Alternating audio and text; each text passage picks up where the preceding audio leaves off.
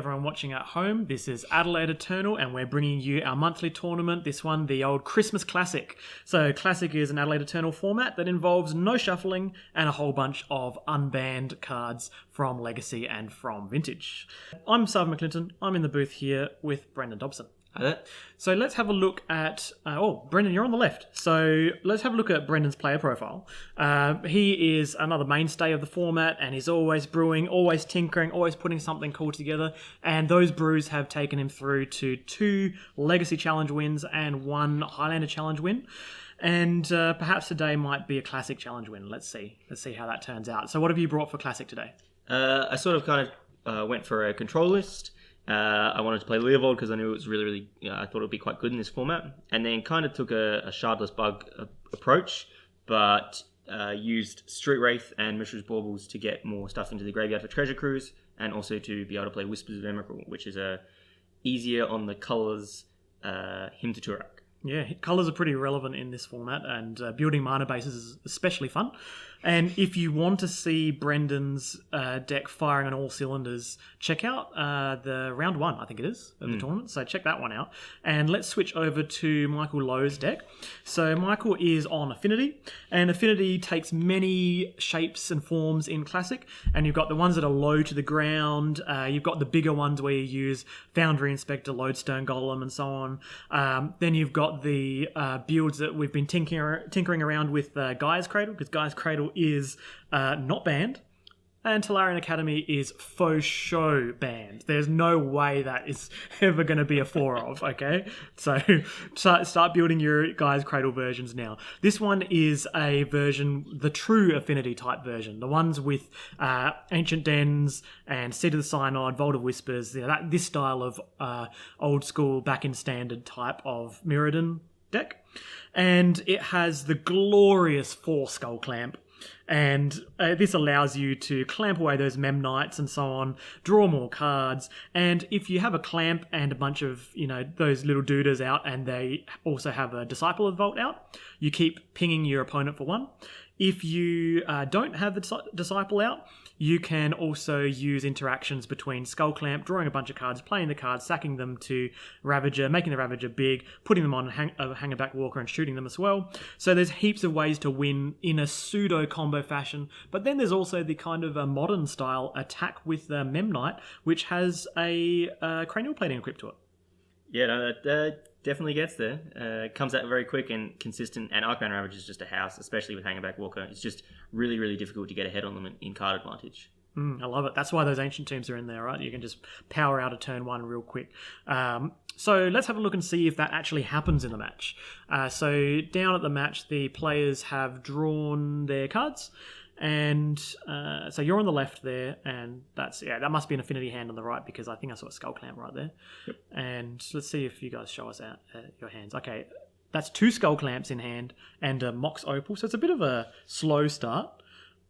And you're on Cruise, Thought Scour, Force of Will, and Snapcaster Mage.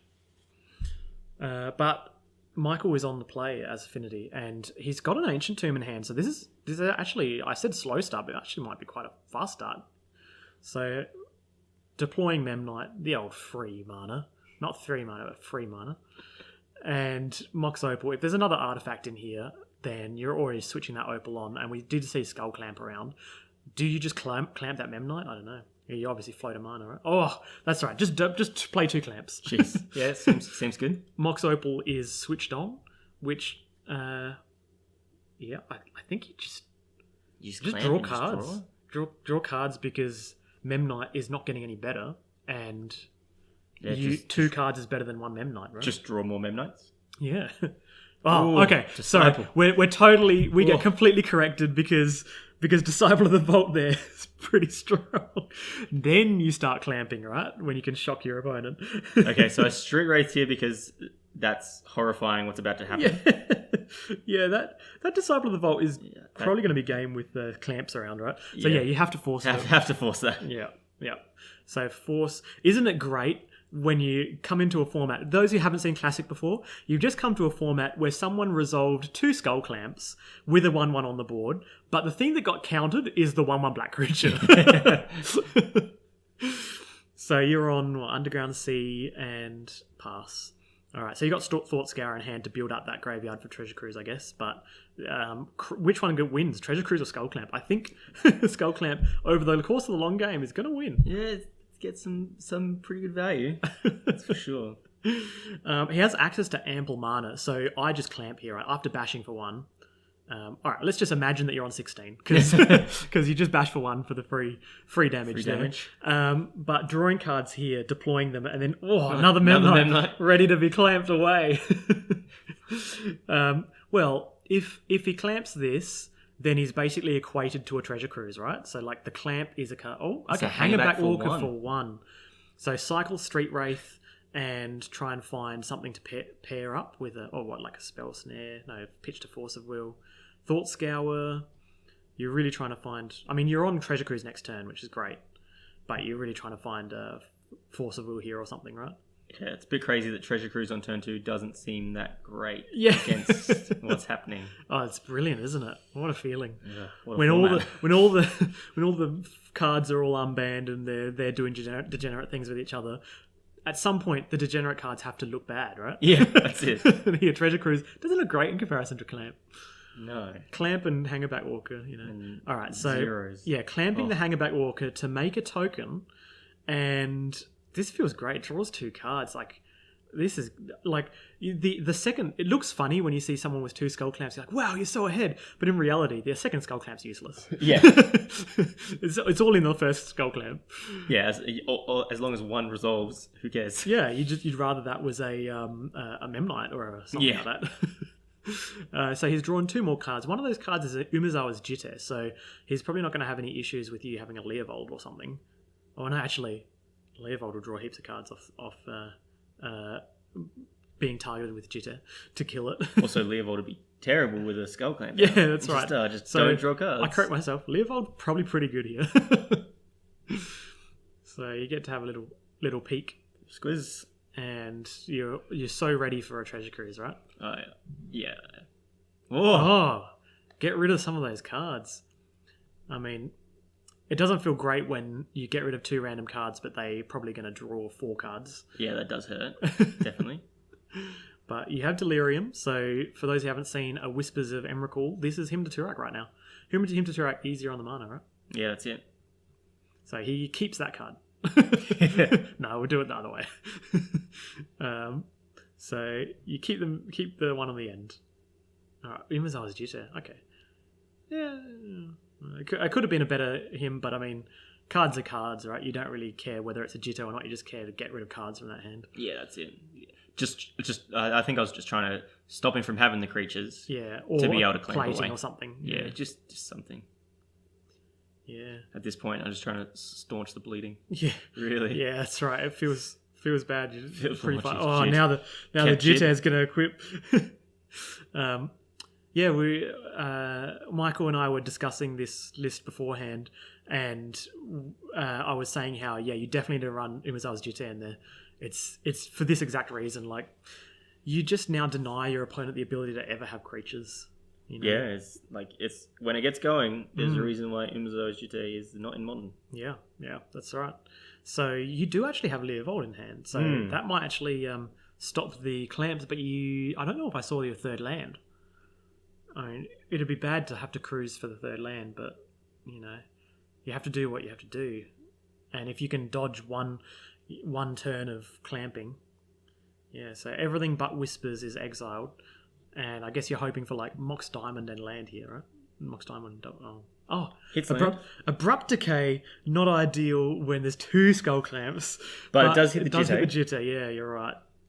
So that is something. You can't take him off clamps. You can take him off creatures. A creature, like if he went to equip one of his Memnite, one of the creatures, and then you abrupt decay the other one, when he gets 2 cards, so he's going to hit a creature. Yeah, it doesn't really work. So.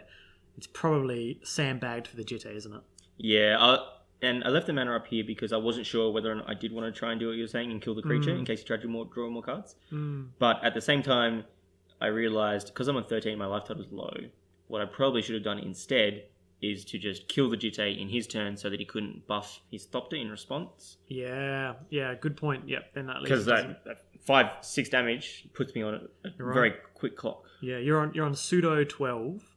from the missed one. So like, if you get bashed here for 6, you're literally on on 6 life, which is not a great place to be against Affinity. And when they're drawing this many cards, Oh man, Thoughtcast into Thoughtcast. that's it. He's got a Hangerback Walker in hand, so Walker Texas Ranger could be deployed for like 2 counters, I guess. And then equipped with 2 Skull Clamps, draw 4 cards, make 2 tokens. Gee. This is talk about show of strength. Don't even need to attack. Just draw cards. just drawing so many cards. Clamp in this deck is crazy. Yeah, I would argue that Clamp is at its best in Affinity and in the Kobolds, like some kind of breakfast cereal named deck. But at the same time, like, Stony Chance pretty much shuts off this entire deck right now. Yeah. Like, if that was on the field, he's got an Ancient Tomb. Yeah, this is where those hate decks come in, right? Like, the hate decks are keeping the degenerate decks fair, even though the hate decks don't run any broken cards, right? So he's pumped his 1/1 and it's become a 5/5. And although the Tomb's dealt him 10 damage from 5 taps. Wow. I'm winning. Oh, look at this. It's a 5/5 with 2 Skull Clamps on it, so that it becomes a. Oh yeah, this is a feel bad, right? It did feel bad. That felt very bad. Yep. So he ends up. You end up taking 7 from that alone, right? Yeah. 1, 2, 3, 4, 5, 6, 7 from it, and the clamps are then at the end of the turn going to draw him 4 cards. Oh yeah, does it work? 4 cards, right? Yeah, draw 4 cards. Wow. Yeah, possibly a better line should have been in response to the first clamp. Yeah, is Abrupt Decay the Thopter. Yeah, I agree. I think that might be. He'd already removed the tokens from Jide, so I don't know. Then he doesn't draw cards. Then you deploy Leovold. Yeah. Yeah, I think that might have been the line. But it's hard to tell, when your opponent's drawing so many cards, it's really hard to tell where the line is. I don't think I was really thinking about him drawing 4 cards at the end of the turn, because that's pretty ridiculous. Yeah, especially when he goes into his turn, has a Lotus Petal, bunch of mana, 1, 2, 3, 4, 5, 6, 7 mana available at his disposal. Yes. 6 mana at his disposal. It's a lot. So what's this going to be? Hang it back for 1. I love when you're Ravager. Ooh, Ravager's really strong. And I'm on 7, 1, 2, 3, presenting 4, lethal, 5, right? 6. Yeah, he's got lethal. Lethal with a life linking. Oh man. Yep, can't block. Yep. I guess like he plays around you having a 0 mana bounce spell. You can't have Submerge obviously because he doesn't have forests. Oh, I can't even slaughter pack the Vault Scourge because it's black. Oh no. Yeah, like I wonder what do you play around? Like he's obviously, by not sacking everything and putting it on the Vault Scourge, he's playing around a removal spell. But like I guess what's it called? Gut Shot is something you can play around here. Yeah, maybe that's a good point. Yeah, like I mean, because he's so far ahead, you play conservatively, right? Because you just don't want to punt. And he's going to 8. It's not irrelevant. Hanger back for 2. Yeah, and then double clamp it. Or you just sack it. Yeah, I just sack it. Yep. I mean, do you need more cards? Yeah, right. And He's then he so makes far ahead right 2. now. He's really far ahead. So far ahead. And this is, I've gone land, like this is, I had 3 turns. you had a treasure cruise. Like it's. Oh no, this is my 4th turn. That's a good point. Yeah. So you treasure cruised and you basically him to Turact. Yeah. And you're still behind. And forced. Yeah. You're still behind. Still miles behind. Yeah. You guess you had to kill the disciple because you'd be dead. Yeah. Right. Oh, from all this sacking. Yeah. All this clamping. So he's sacking these all to the Ravager.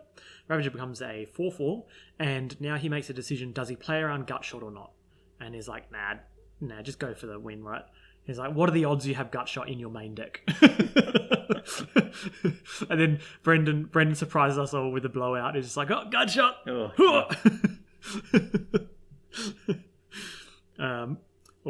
yeah. That's it. That's game. So I guess there we just got to see the power of Affinity, and this is a low to the ground Affinity deck. This is one with the 4 Skull Clamp and the no Ornithopters. So there's definitely builds where you want Ornithopters, like the modern style deck, because you want to put a cranial plating on a flying attacker.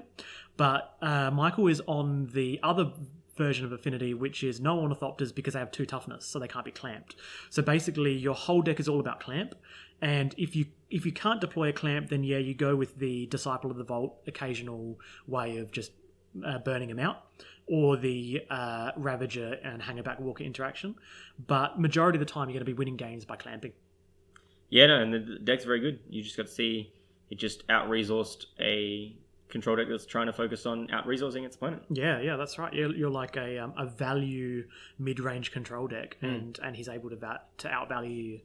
And as you can see there, people talk about the classic format. It's a 4-of format, and you can have 4 of broken cards. But let's say that you look at all the broken cards: 4 Gush, 4 Treasure Cruise, 4 Dig Through Time, 4 Skull Clamp, 4 Mind Twist, 4 Yawgmoth's Bargain.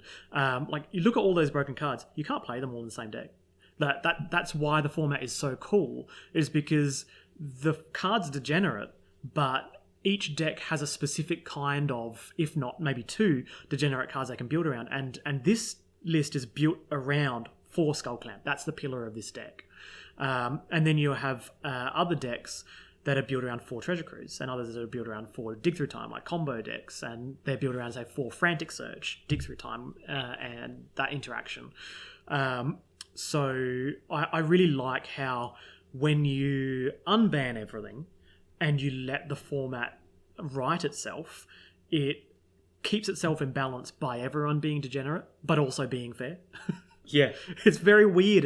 There's no real format like it. It's very strange. Yeah, and the other thing is that the hoses, like the deeper you go in trying to play the more unfair cards, the more you open yourself up to hoses. Like, this Affinity deck is very, very, very strong, very quick, but I can't imagine how it doesn't just fold to a turn 1 or turn 2 Stony Silence. Yeah, it literally does, because he's actually running a single fragmentized main deck because of Stony Silence. Because, if you're playing white in Classic, you're playing Stony Silence on the side. If you're not playing white, you're often playing Null Rod, or you're abusing artifacts too. So this deck will just literally fold to exactly that, Stony Silence. So, and then you add on top of that anyone that tries to play multiple colours gets hosed by Blood Moons and back to basics and stuff like that. Like, the format has a huge capacity for self-writing itself. Yeah, just like the decks that run, like the 8 Scour decks, where they run 4 Thought Scour, 4 Mental Note, and then they run 4 Treasure Cruise and 2 Dig Through Time, or vice versa, depending on if they're a combo or a tempo deck. And then you play Rest in Peace, and you literally shut off, you shut off 6 of their actual crazy card drawing spells, but you shut off 8 of their cards that become a 1 blue mana cantrip. That's all they do. Yeah. It's literally all they do. They don't give you Snapcaster Mage flashback. They don't give, one sideboard card just destroys them. So you have to, like you were saying, make that decision between, do you want to be robust, or do you want to be degenerate and fragile? And the other thing is that although he's playing Affinity, he actually does not have a lot of interaction with anything that's trying to go off on turn 2 or 3 itself. So, you have to really thread the needle sort of thing between trying to be able to beat the super unfair decks, but also trying to be able to beat the control decks and the moon decks. Yeah, absolutely. So we'll see decks like Affinity, for example, a deck that will, be able to either win with some crazy combination of cards, like the Gaia's Cradle versions, crazy combination of cards, on turn 2, or they just try to beat you down with a cranial plating guy by turn 4, but then you'd consider that a fast deck. But there's always going to be a faster deck. There's always going to be a deck that goes, I'm going to go off on turn 1. Yeah. So you have to really think about how your sideboard is set up to play that game. And his sideboard is set up with, Girapur, Ether Grid against the creatures, Death and Taxes and so on, 4 Choke against control decks, and I can only imagine Chokes come in against you. Yeah, I think you would assume, especially because the version that I'm running, because it plays days, it's very heavy on the islands. So, ooh. Yeah, Snap mulligan. You're on a mull there. It's always you're on the play, which means you can deploy something nasty. I don't know. Do you have anything nasty that can shut out Affinity in your sideboard, like something equivalent of Null Rod? Thinking back on it, I probably should have played Null Rod, but I think the closest that I came was to play Toxic Deluge and Nature's Claim. Yep. I think at least you've got something in for this matchup. And Nature's Claim is not insignificant when they use all their counters on a Ravager, and they sack the Ravager and then they put it on a guy ready to kill you, and you just pinpoint remove the thing with Nature's Claim. Or they sack everything to lethal you, and you Nature's Claim your own Mox and gain 4, and you stay in the game. They only have one thing, and then you kill the one thing. So yeah, you're on Nature's Claim in hand and Mishra's Bauble. That's all I saw. Unfortunately, I missed Michael's hand. Did you see anything that was in there? I didn't get a good look at it. All right, we'll find out, because pretty much with Affinity, it dumps it all anyway. Yeah, that's it. You get to see a card that most likely will be deployed next turn anyway. Some information. And you get to draw a card in his upkeep. The slow trips, right? Is that what they call them? Yeah, well, when it helps you get Delirium and you know 0, it's not bad. Does some work. Definitely. So he's deploying Lotus Petal and Mox Opal on turn 1. And he hasn't even played an artifact land yet. And he's done another Lotus Petal. Like this is. I mean, if this was turned into a Cranial Plating or a Thoughtcast or something, So this guy, the very rarely paid black for, but so he didn't have a land. He was just kept no lander. No lander, not relevant because he's got Mox Opal and 2 artifacts. Thought Scour yourself, fill up that graveyard, and what's the best thing you could play this turn? I'm trying to think. So you have Force in hand, and obviously you don't force the 1 drop, but you could force, say, something like a Cranial Plating, and that will really, really slow him down. Yeah, definitely. Oh, you're not on it. Yeah, no second land. You had heaps of ways to find it. You had a Draw Step, you had a Thought Scour, you had a Mishra's Bauble. So I think there's even a Life from the Loam in the hand as well. Yeah, I think it was fine to keep it, even though it was a 1-lander, given that amount of redundancy. But Michael's hand has another one of these Vault Scourges. It has a Cranial Plating in it as well, and I can only expect the Cranial Plating to be forced. We'll find out soon enough, because this one point a turn clock is not really that scary. Second one. He's technically on 17, I think, from Lifelink. So, I don't think you're the kind of deck that's actually going to win by margins of 1 life. No. So we can retcon it and remember he's on 17. But you're really looking for that second land. If you don't hit it here, it's going to be pretty rough. Is that a Chalice of the Void? Yeah. Like, do you deploy it for 0 here, or do you wait? Like, if you're not doing anything else, I like deploying it for 0. Yeah. But if you had the ability to wait and deploy it on 1 later on, that could be okay. I think that would have been better, but at the same time... But you don't have the time to wait. Yeah. Not against this. Yeah, here's the plating. I think this is a Snap Force of Will, right? Yeah, surely. Like, you don't... Oh, no. That's right. You've got a plan. Oh, you got Nature's Claim. I've got Nature's Claim in hand. Yeah. You got a plan. That's funny. It's so funny watching yourself back when you're like, oh, why did I do that? Nature's Claim. Yep, I think this is totally one of the best Nature's Claim targets in the deck, right? Yeah. Like, it's that... everything else is really hard to Nature's Claim. Yeah, I was thinking that if they had a Ravager, then that's much better to force. Ravager and hit the thing that the tokens, the counters go onto, or that kind of thing.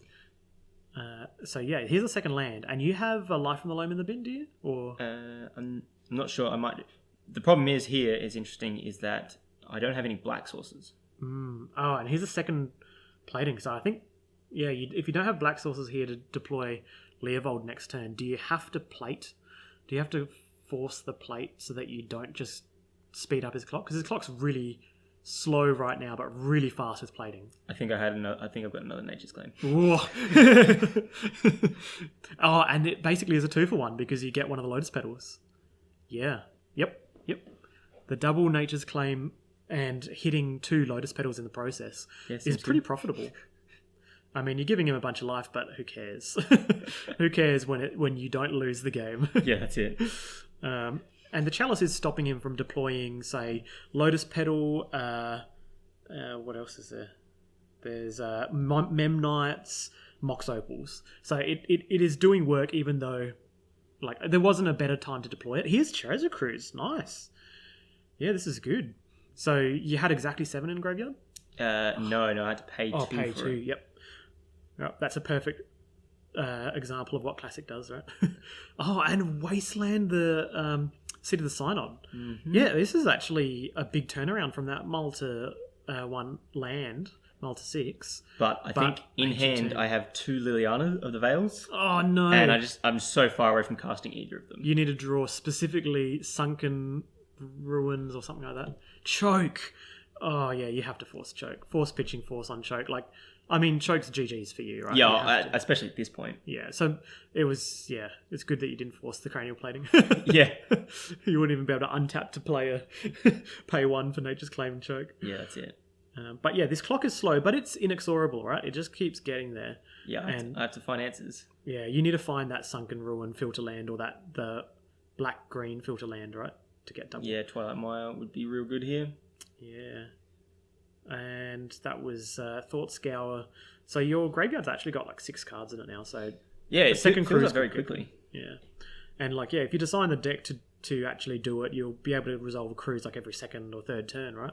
Well, the deck only plays just the 2 because you can't be too heavily on the graveyard because like you were saying, if a resting piece comes in and your whole deck is based around that, you're gonna fold. Absolutely.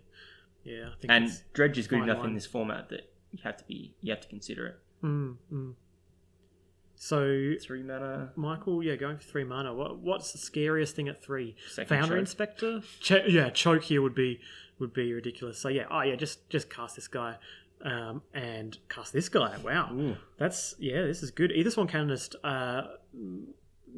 for those who haven't seen it before, is an artifact itself. You know, people usually just think it's a hate bear, which it is, but it can be played in Affinity profitably just as an artifact guy. I think in hand here, I even had a Toxic Deluge, I can remember, and just no black sources. Oh, man. This is definitely one of the problems with playing 3 or color. even 4 color decks in this format is that like you can't always like regularly hit them. Like Liliana Veil is so far off. Like if I hit even just 1, I could use the Deluge, but just so far off double like mana cards, which is why you can't play him. Yeah, yep, totally agreed. And that's one of the little intricacies of the format, right? Exactly. Going, do I want all the best cards? Do I want to always be able to consistently cast my good cards? And you go, oh, that's the difference between 2 color and 3 color, right? Like even Deluge here for 2 would just be backbreaking. Yeah. Like he'd be on 1 card in hand. I'm pretty sure I've got a Leovold. It's just when you don't have mana, you can't do anything. Yeah, that was rough. Well, it was still a close. It looked like a one-sided game, but it was actually really, really close. A lot of interaction from you on the cranial platings and choke and so on, and Michael providing consistent pressure with the beaters, and it just turned up Affinity this time. So I think that progresses Michael to 3-0. So we'll be watching round 4 next. Thanks for watching, everyone.